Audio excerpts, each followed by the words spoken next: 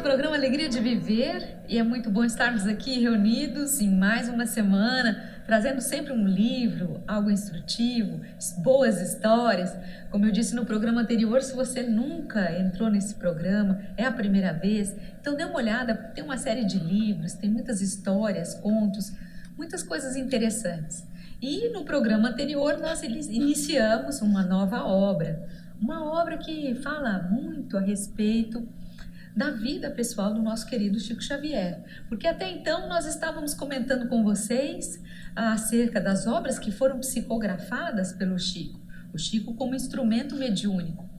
Mas agora nessa série, neste novo livro, nós estaremos então falando a respeito do médium, a respeito do Chico, a respeito da sua vida, das experiências que ele passou.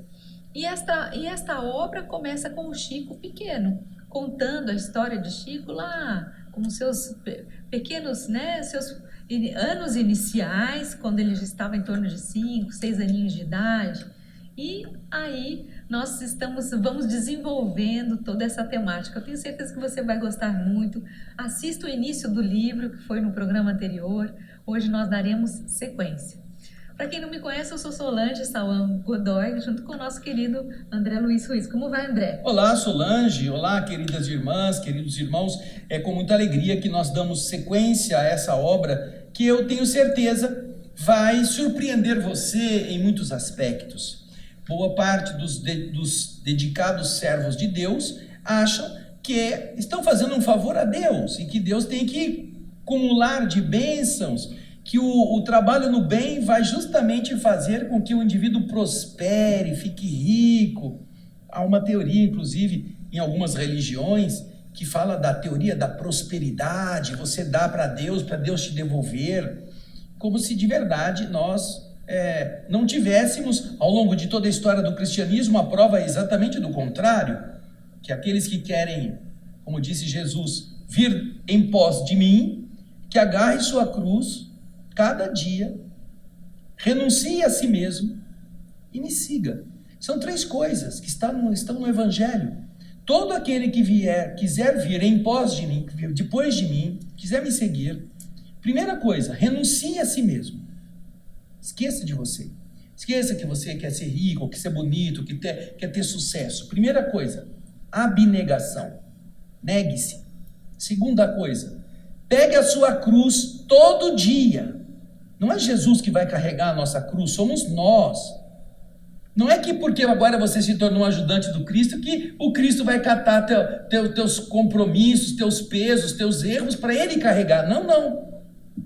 Pegue sua cruz cada dia. É a cruz da sua família, é a cruz da sua dificuldade emocional, é a cruz da sua enfermidade. E com isto, negando a você mesmo e carregando a sua cruz, venha e me siga.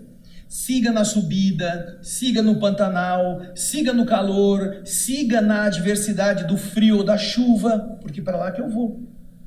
Esse é o indivíduo que segue Jesus.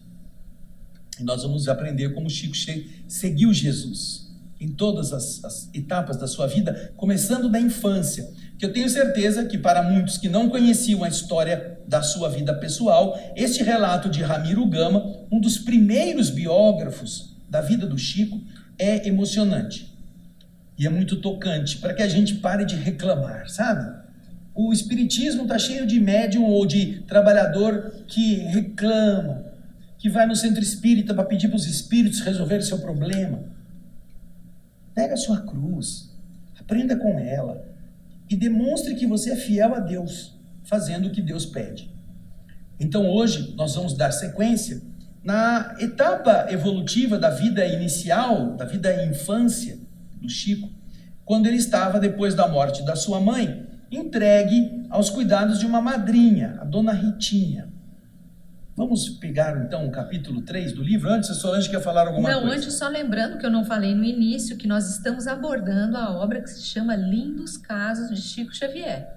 Então, qual é o autor mesmo, André? Ramiro Gama. Você vai ver Gama. a capa do livro, se ainda não viu, vai ver agora a capa do livro do Ramiro Gama, um dos livros mais antigos da biografia do Chico. Tá? Então, vamos... E agora nós vamos fazer a leitura, comentário do capítulo 3º, que se chama Conselho Maternal, Conselho Materno. Dona Rita de Cássia, mãe do Chico desencarnada, Dona Rita de Cássia, a madrasta, a madrinha do Chico, ela criava na sua casa, como um filho adotivo, um outro garoto, um sobrinho, que se chamava Moacir, menino de 11 a 12 anos de idade. Moacir tinha uma larga ferida na perna. Quando a dona Ritinha, a dona da casa, tia do menino, mandou chamar uma antiga benzedeira que morava numa cidade chamada Matuto, que se chamava Dona Ana Batista. A cidade de Matuto hoje é conhecida como Santo Antônio da Barra. Fica ali próxima da cidade de Pedro Leopoldo, onde todos moravam. A Dona Ana Batista, a benzedeira, chegou, examinou a úlcera, a ferida na perna e disse: aqui só uma simpatia dará resultado. Simpatia? O que a senhora acha? Que simpatia é essa? Disse a Dona Ritinha, a madrinha do Chico. Uma criança deve lamber a ferida por 3 sextas-feiras continuadas, pela manhã, em jejum. Ou seja, a senhora precisa pegar uma criança em jejum, 3 sextas-feiras, e ela deve lamber a ferida. Aí a Dona Ritinha olhou para a Dona Ana Batista e perguntou: o Chico serve? E a benzedeira respondeu: muito bem lembrado, serve sim, pode ser o Chico. Isso ocorria numa quinta-feira. À tarde, quando o menino foi à prece sob as árvores, encontrou Dona Maria João de Deus em espírito e contou-lhe, chorando, que no dia seguinte ele deveria tomar parte na simpatia. Meu filho, você deve obedecer. Se ela quer que você faça isso, obedeça. A senhora acha que eu devo lamber a ferida do Moacir? Olha, disse a mãe maternalmente, mais vale lamber feridas do que fazer aborrecimentos nos outros. Você é uma criança e não deve contrariar a sua madrinha. Mas a senhora crê que isso pode curar o doente? Não, meu filho. Isso não é remédio, mas dará bons resultados para você mesmo, porque sua obediência dará tranquilidade à sua madrinha. E, vendo que o menino hesitava, continuou: olha, meu filho, seja humilde. Se você ajudar a paz que precisamos, você lamberá a ferida e nós faremos o remédio para curá-la. Olha só, que coisa linda. Aceite, isso não vai curar a ferida. Mas se você obedecer, nós faremos o remédio para colocar na ferida e ela curar. Ou seja, os espíritos ainda iriam ajudar. Apesar daquela simpatia não fazer nenhum sentido, de não ter nenhum tipo de efeito medicamentoso, a ferida ser lambida por uma criança em jejum, os espíritos iam ajudar que aquela ferida secasse. Então, olha só, vamos acompanhar a leitura. No outro dia, Chico obedeceu a ordem. Na sexta-feira imediata, repetiu a estranha operação e a úlcera desapareceu. Quando lambeu a ferida pela 3ª vez, viu o espírito da sua mãe sorridente ao seu lado. E em êxtase, ele viu a mãe, Dona Maria João, abraçar Dona Ritinha. E Dona Rita, transformada, acariciou Chico pela primeira vez e disse a ele, bondosa: muito bem, Chico, você obedeceu direitinho. Louvado seja Deus! E depois de 2 anos de flagelação, o Chico teve a felicidade de passar uma semana inteira sem garfadas e sem vergões das diversas lapadas que ele recebia das varas de marmelo. Uma semana de folga. Veja só a sabedoria do espírito de Dona Maria João de Deus. Eles fizeram tudo para que aquele sofrimento do garoto Moacir fosse resolvido. Colocavam um pozinho. Alguns outros relatos dessa situação mostram o Chico contando que ele via, quando ele estava fazendo isso, ele via que um espírito amoroso punha um pozinho brilhante em cima da ferida. Em alguns relatos, o Chico conta que ele rezava para a língua dele ser bem grande, para ele acabar logo com aquele negócio de ficar lambendo, para ele não sentir. E ele disse que ele, se pensar um pouco, ele continua sentindo, depois de adulto, o gosto amargo da ferida dentro da boca dele. Olha só. E aí o que aconteceu? O espírito de Dona Maria João, entendendo a debilidade emocional da Dona Ritinha, que era um espírito altivo, encarnado num corpo de uma mulher feia e pobre, de uma mulher numa cidade do interior, ela sabia que aquela alma estava sofrendo das privações, talvez da corte nas vidas passadas, tendo que ficar numa cidadezinha sem expressão nenhuma no interior de Minas Gerais. Era uma frustração emocional. Como é que você trabalha isto espiritualmente? Fazendo com que ela se sinta atendida. Para proteger o filho que estava encarnado sob seus cuidados, ela permite que o filho, com o seu amparo espiritual, cumpra aquela determinação esdrúxula de lamber uma ferida de uma perna de uma outra criança, para que a Dona Ritinha fique acalmada e não bata mais no filho uma semana sem surra. E ela envolveu Dona Ritinha com o carinho de mãe, para que Dona Ritinha tivesse aquela postura de reconhecer pela primeira vez que Chico estava fazendo uma coisa boa. Para nós termos a ideia de que todos os malucos, todas as pessoas destrambelhadas, todas as pessoas que estão em desequilíbrio ou obsedadas, podem também sentir a boa influência. Podem ser atendidos por bons espíritos. E quando isso acontece, elas se acalmam. Elas se atenuam o seu estado de torpor. Nós talvez tenhamos algumas histórias mais para frente que falem um pouco dessa Dona Ritinha. Mas outros biógrafos, eu já li, que eles contam que a Dona Ritinha era tão problemática nesse aspecto de se sentir pequena, de se sentir atrasada, que Pedro Leopoldo era uma cidade minúscula, num estado que não era muito importante na época. E a única coisa de diferente que havia na cidade era a estação ferroviária, que havia dado inclusive o nome à própria comunidade. Pedro Leopoldo tem esse nome por causa de um engenheiro da estrada de ferro, que também levou a estrada de ferro àquela localidade. E o que então acontecia? Quando os trens vinham do interior para a capital, Belo Horizonte, tinham que passar por Pedro Leopoldo, naquele ramal. E era o trem que ia para a capital. Dona Ritinha, então, o que ela fazia?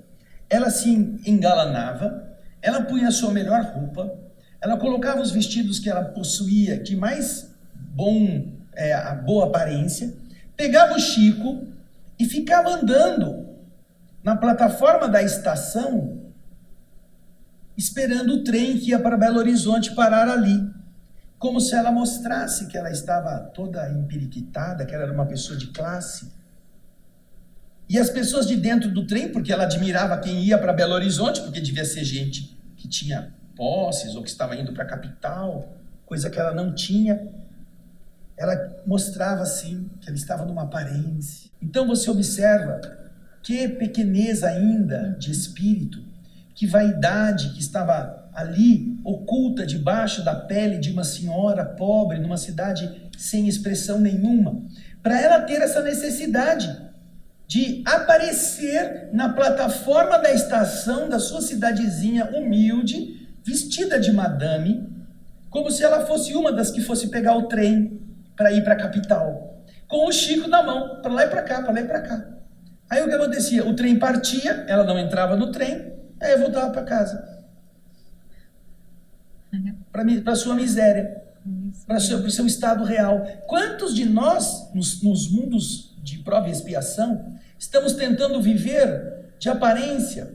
Quantas pessoas fazem questão de ter um carro do ano sem ter condições, e esse carro está penhorado, esse carro está com as prestações atrasadas, mas ele está andando com o carro do ano, ele está se exibindo. Pessoas que tiram um carro 0 km e deixam o banco revestido ainda com o plástico, só para mostrar para as pessoas da sua vizinhança que ele tirou um carro 0, que não tiram aqueles selinhos de papel que antes eles colocavam no para-brisa, nas diversas escalas de testes do carro 0 km, tá ok, e que demonstrava que o carro tinha saído da concessionária.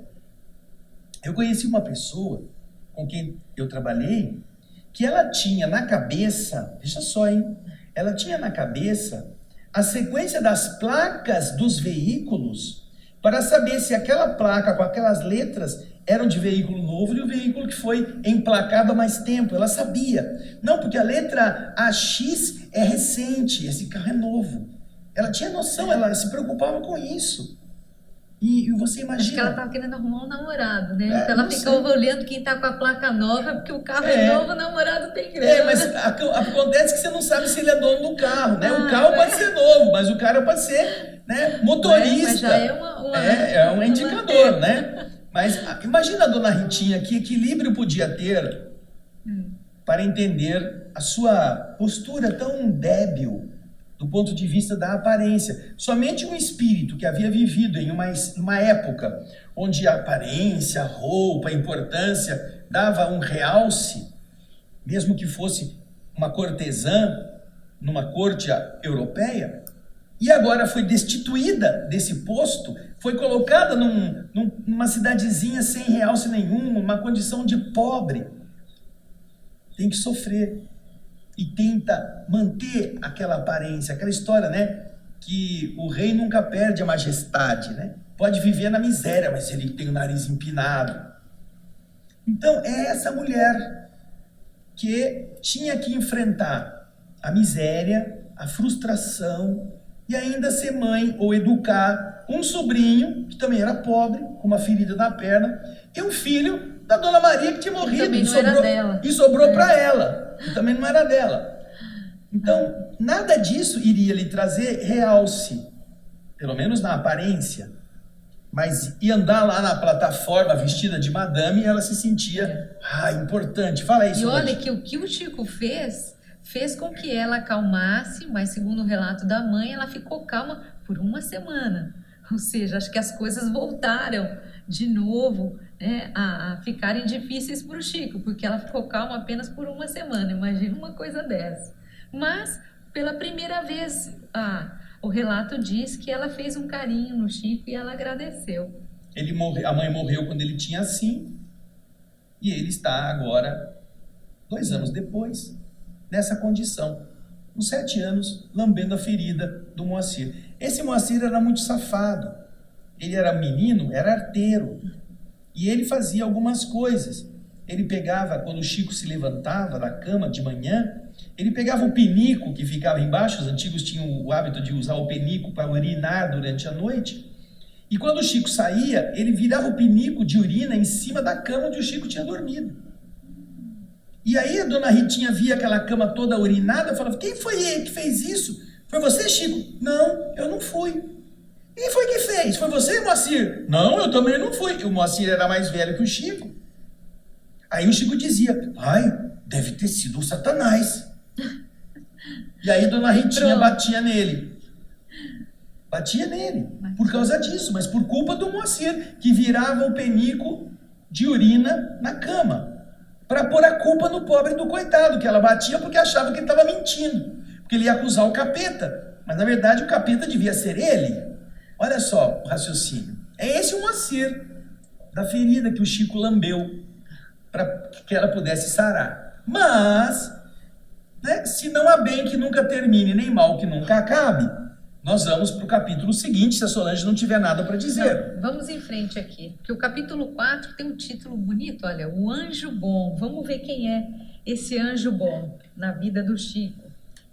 2 anos de surras incessantes. 2 anos viver o Chico junto da madrinha. Numa tarde muito fria, quando entrou em colóquio e em conversa com Dona Maria João de Deus, Chico implorou: Mamãe, se a senhora vem nos ver aqui, por que não me tira daqui? O espírito carinhoso afagou e perguntou: por que você está tão aflito? Tudo no mundo obedece à vontade de Deus, meu filho. Mas a senhora sabe que nos faz muita falta, disse o Chico à mãezinha, espírito agora. A mãezinha consolou e explicou: não perca a paciência, meu filho. Pedi a Jesus para enviar um anjo bom que tome conta de vocês todos. E sempre que revia a mãe, lá no fundo do quintal, o menino perguntava: mamãe, quando é que o anjo vai chegar? Esse anjo bom que a senhora falou que pediu a Jesus? Espere, meu filho, espere. Era sempre a mesma resposta. Passados 2 meses desta conversa, o senhor João Cândido Xavier, o pai de Chico, resolveu se casar em segundas núpcias. E Dona Cidália Batista, a segunda esposa do José Cândido, ou do João Cândido, melhor dizendo, reclamou os filhos de Dona Maria João de Deus que se achavam espalhados em casas diversas para que ela criasse.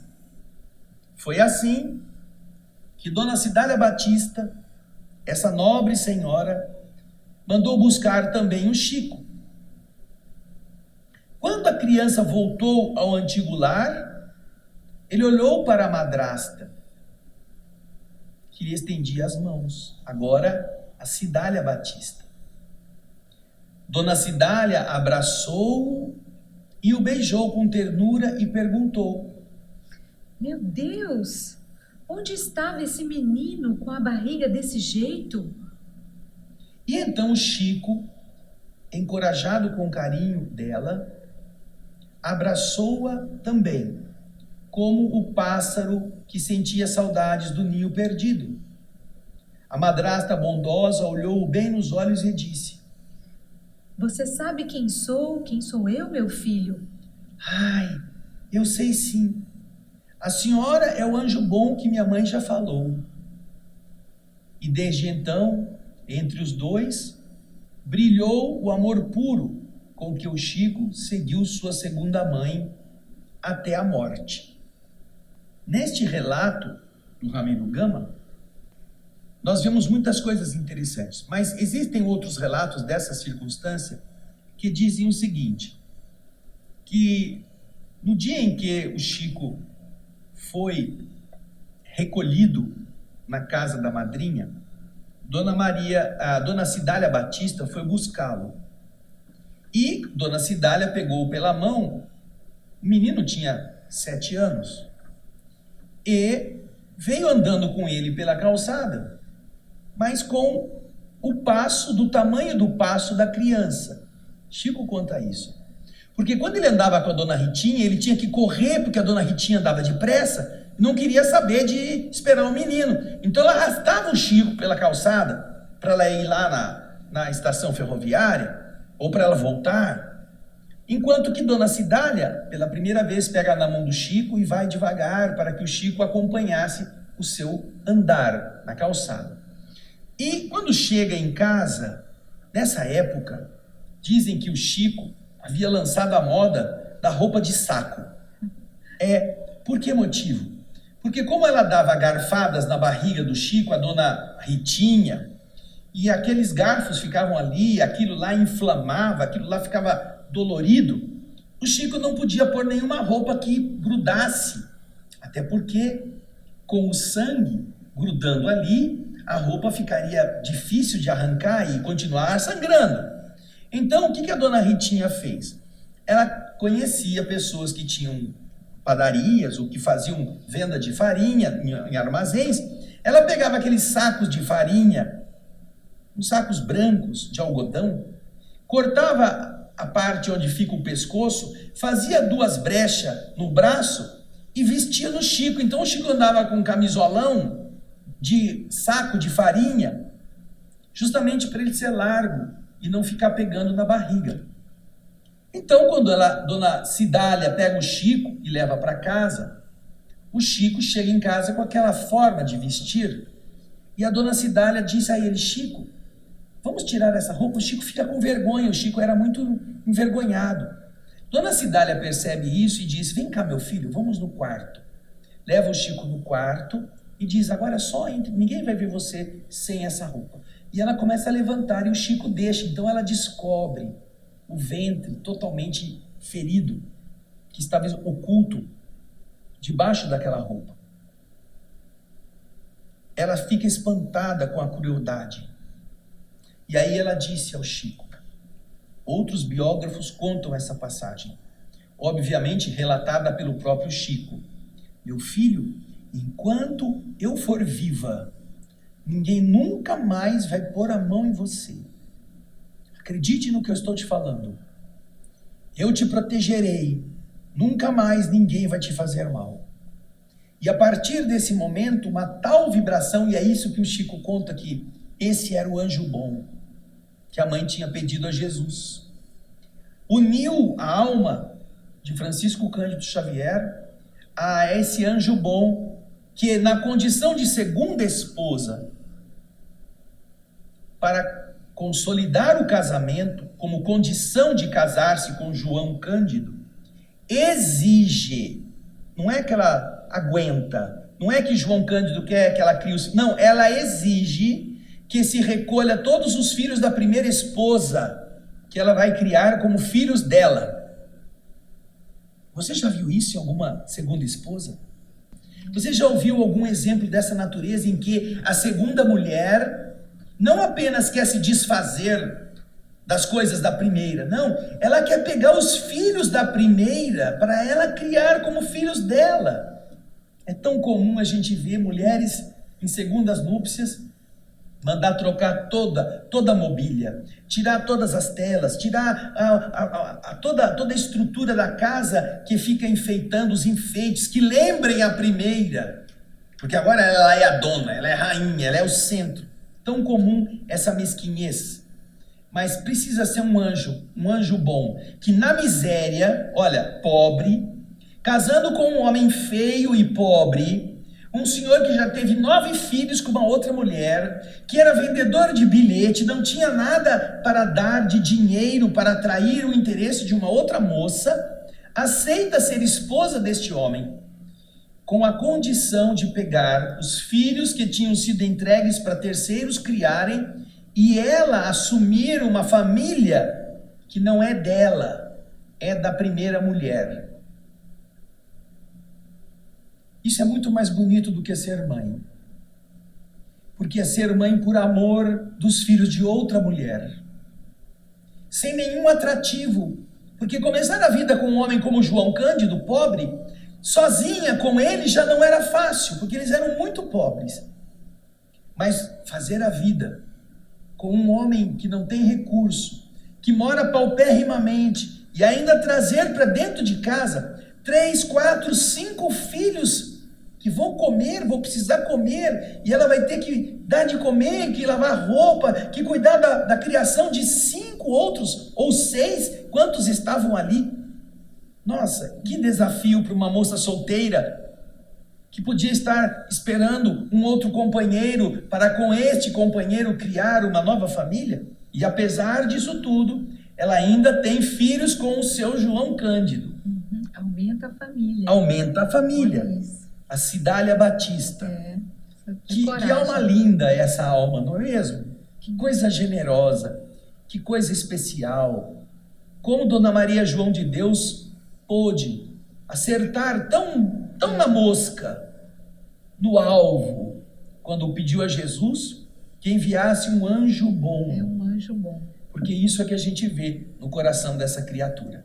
Coisa que é, repito, raríssimo nas épocas atuais, em que já existe mais discernimento, existe mais facilidade, existe energia elétrica, existe máquina de lavar, existe água encanada, existe ventilador, existe tantas outras facilidades que não existiam naquele tempo, não é? Lindo, né, Solange? Lindo, lindo, não tenho nem palavras, é muito bonito. Uma mulher dessa é uma mulher fora do padrão, fora do normal, um espírito elevado e um anjo, como diz o título, é um anjo mesmo, de luz, um anjo bom. E aí, ela tinha que criar esse povo todo. Então, criar não é só dar comida. Nossa. Criar é ajudar, estudar, é ajudar a crescer. E aí, então, ela se preocupa com isso e nós vamos ver no capítulo seguinte o que ela vai fazer. Vamos ver o que a dona Cidália agora, tomando conta da prole, da dona Maria João de Deus, o que ela arquiteta? Vamos lá, o capítulo 5º. Vamos lá, Solange. A horta educativa. Quando Dona Cidália reuniu os filhos menores de Dona Maria João de Deus, observou que eles precisavam do grupo escolar. O senhor Cândido Xavier, pai de numerosa família, foi consultado. Porém, a situação era difícil. 1918, a época a que nos referimos, marcava a passagem da gripe espanhola. É o fim da Primeira Guerra Mundial. Os soldados que estavam lá na Europa lutando voltam para os seus países e eles voltam carimbados com o vírus da gripe que eles vão levar para os diversos países. E então ele está dizendo, tudo era crise, era embaraço, era problema. E o salário, no fim do mês, dava escassamente para o necessário. Não havia dinheiro para cadernos, lápis, livros. Não é que o seu João Cândido não quisesse, mas é que o dinheiro não dava. Precisava primeiro comer, precisava ter a estrutura básica, mas não dava para comprar caderno. E então, a madrasta, dona Cidália Batista, alma generosa e amiga, chamou o Chico e lembrou-se. Chico, vocês precisam ir à escola. E como não há dinheiro para isso, vamos plantar uma horta. Adubaremos a terra, plantarei os legumes e você vai fazer a venda na rua. Com o resultado, eu espero que tudo se arranje. E o filho disse o quê? A senhora pode contar comigo, prometeu o menino. A horta foi plantada.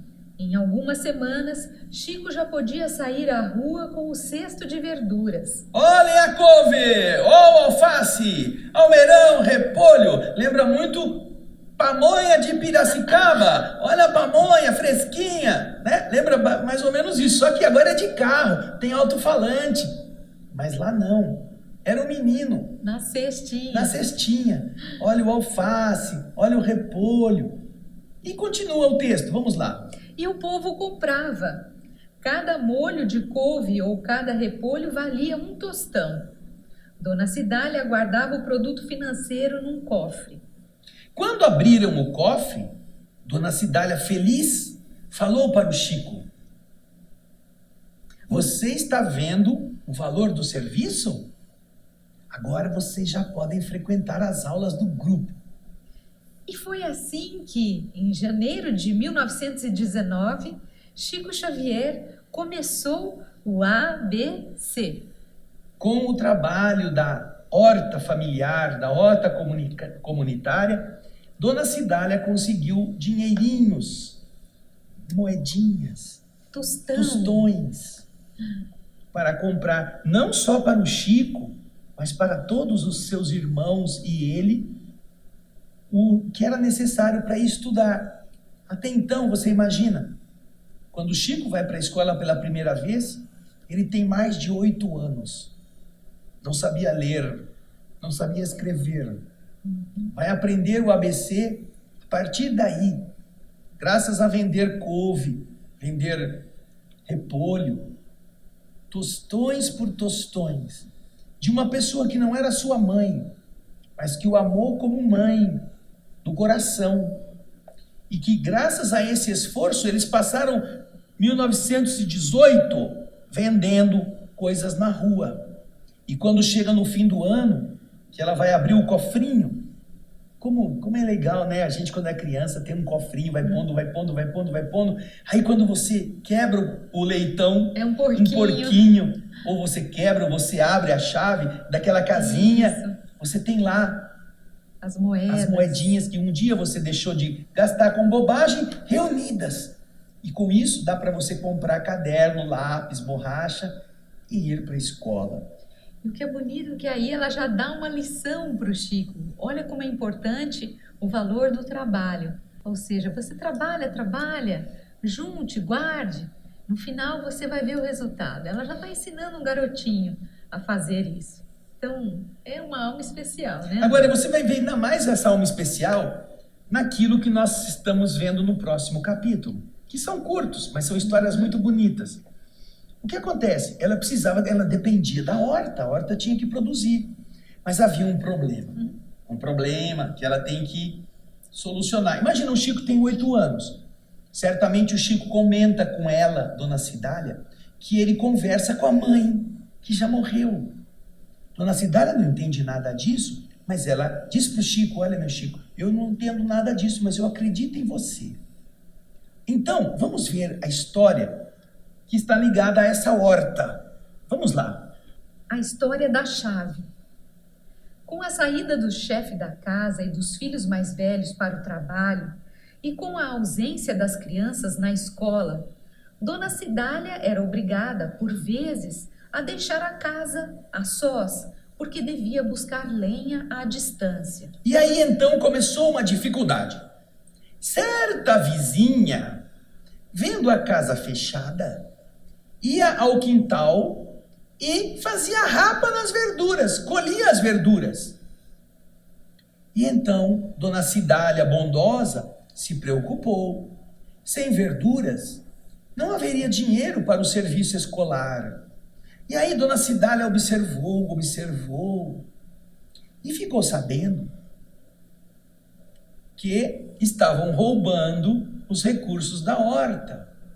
Entretanto, ela se sentia assim constrangida com a ideia de ofender a vizinha amiga por causa de repolhos e de alfaces. Chamou então o Chico e lembrou: meu filho, você diz que às vezes encontra o espírito de Dona Maria, sua mãe. Peça a ela um conselho. Nossa horta está desaparecendo e sem ela, como nós vamos sustentar o serviço da escola? Ou seja, a mãe estava dizendo: Chico, pergunta para Dona Maria o que eu devo fazer, porque eu não sei direito o que fazer. Pede um conselho para ela, porque eu não quero brigar com a vizinha por causa de repolho, de alface, mas eu não posso ficar sem a horta, a gente tem que estudar, tem que comprar material. Aí então, vamos lá no texto. Chico procurou o quintal à tardinha e rezou. E como das outras vezes, a sua mãezinha apareceu. O menino então contou-lhe o que se passava e pediu a sua ajuda.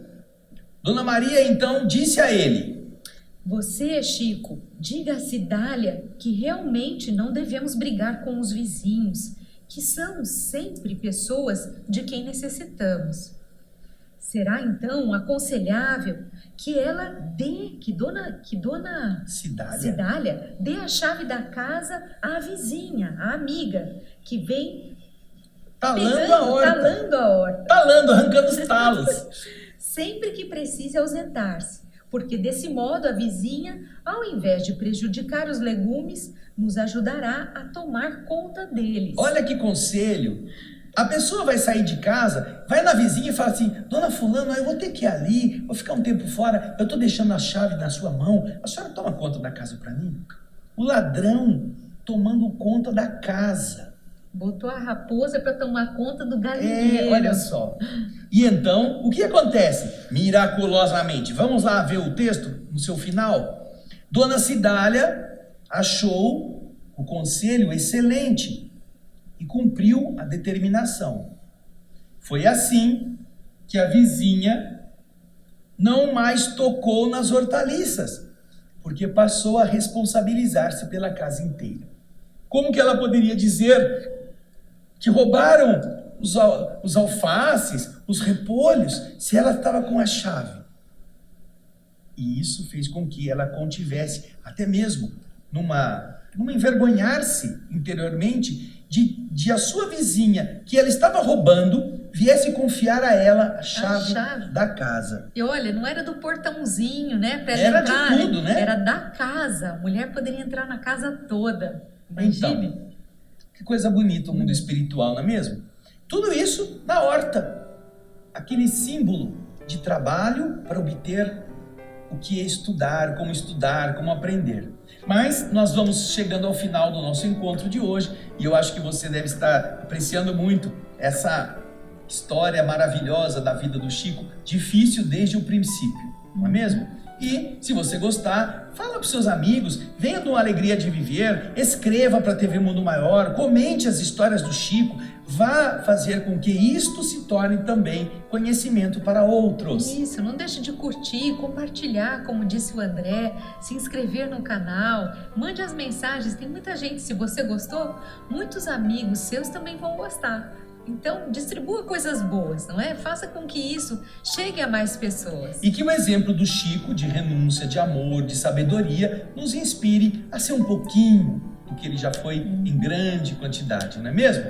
Então, agora nós temos um minutinho. Se você quiser conhecer mais obras e obras da psicografia de Chico, nós temos o programa O Espírito da Letra. E lá tem várias obras com histórias belíssimas para você conhecer, estudar e aprender. O estudo das obras de André Luiz está sendo feito neste canal, youtube.com/O Espírito da Letra. Entre lá, desde o nosso lar, estamos agora fazendo a 11ª obra, Mecanismos da Mediunidade. Você vai se surpreender com o que o André Luiz está nos passando nesse outro programa que fazemos, tá bom? É isso mesmo. Então, e no próximo programa do Alegria de Viver, capítulo 7, falaremos sobre a lição da obediência. Isso aí. Vamos ver o que teremos pela frente. Então, esperamos vocês. Grande abraço, até o próximo Alegria de Viver. Tchau.